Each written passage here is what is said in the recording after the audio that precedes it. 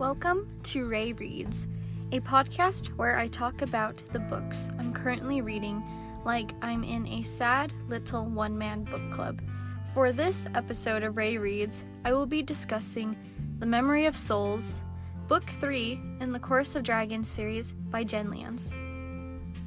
This book brings us back to Kieran's story, told from his own perspective, and the accounts Thurvishar has collected from various characters. As seems to be his tradition, Kieran starts his story from the middle. Luckily, this works out, since he also has someone else present to fill in the gaps, whether it be the Mimic Talon or Thurvishar Dolores.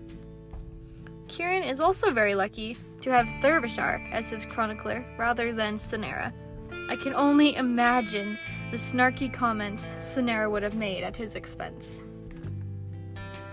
I really love this book because it is one epic failure. Instead of witnessing the might of the 8 immortals, we see how divided and powerless they truly are. They rely on their chosen hell warriors to save the world. This story reveals how human and fallible they are, despite their godly powers. Kay Mesra especially is terrified, irrational, and too stubborn to change. She is a woman accustomed to having the final say in all things, so she believes her way is the correct way. She will do anything to achieve her goals, no matter how atrocious. We finally get confirmation that Kay Mesra was the one who had summoned the Kraken on the Misery, not Raylos Far. Before that, she orchestrated the death of Nora, Theron's wife, in order to make room for Cariel. It's possible that she also wanted Alana Milagrease to die during childbirth, but even if that wasn't her doing, she still took advantage of Taramdel and his grief. And then she forced her son, Terith, to sacrifice himself in the ritual of night, knowing that it wouldn't solve their problems or save the world. And from all of these, we can see just how wrong a goddess can be. Tremendous pressure is placed on the Hell Warriors. Janelle and Terith will do anything to protect Kieran from Volcaroth. But Kieran and Thurvishar have realized that he will never be safe unless he can control the demon god himself. The 8 immortals have failed, and everyone is out of time. Raylos Far wins again, and I'm absolutely here for that. Raylos Far is one of my favorite villains ever. I would kill to know more about his past. We know that he is Emperor Sandis' father and Thurvishar's grandfather. He cares about his family and allows Gadrith to use Thurvishar against him. It makes me wonder about his relationship with the Maricori woman, Nala, and whether Raylos Far loved her deeply. It's interesting how he does and doesn't care about family. Sandis knew his father, but Raylos Far never approached Thurvishar.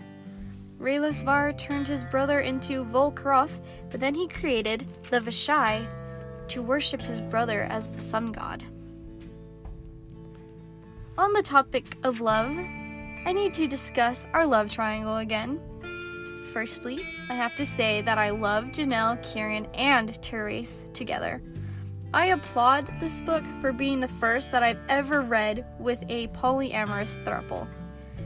And this group isn't even the only ones in the story, as it mentioned that Glava, Omfer, and Thiena, I think, were all once married.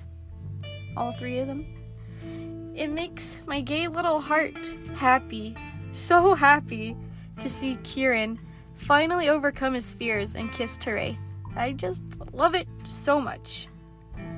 But I have a lot of questions. Before their relationship issues were resolved, Kieran said to Terith, "She's not for you," quoting what Terith has once said to Kieran about the woman Kalindra. And here Kieran is thinking of how prophecies had mentioned that Kieran would end up with Janelle. What prophecies specifically say that? Is this merely Kieran's wishful thinking?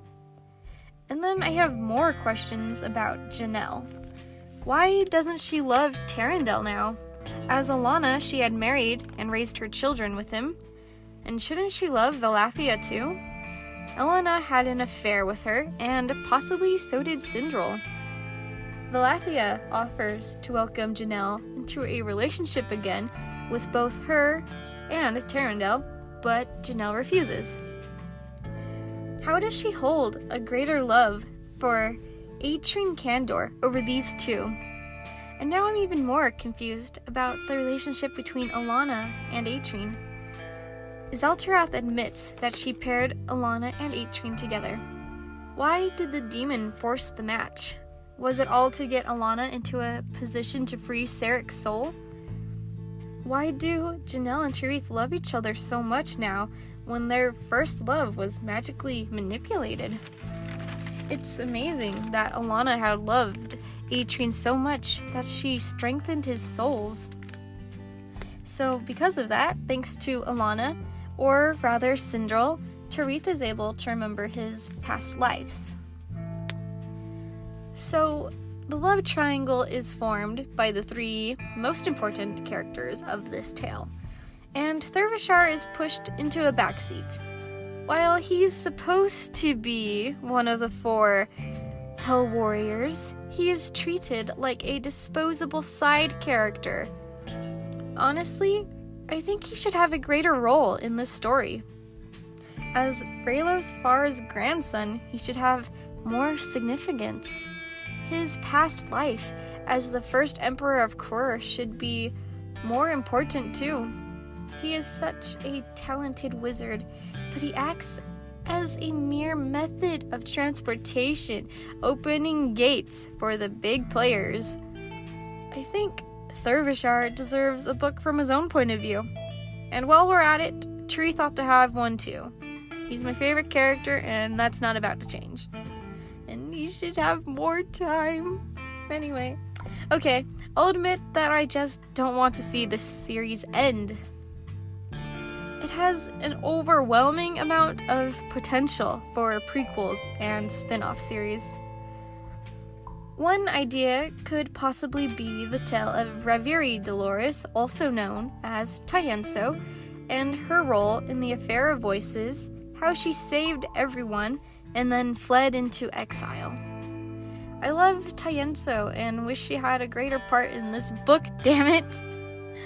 Anyway, that and the idea could work with maybe a prequel detailing the adventures of Theron, Nikolai, Koran, and Sandis. Or we can go even further than that and have a prequel about the creation and the lives of Raylos Farr and the 8 Immortals. I just love this series so much. I might take it as a personal offense if Jenn Lyons doesn't find a way to continue the story for me now that she's finished the last book of the Chorus of Dragons.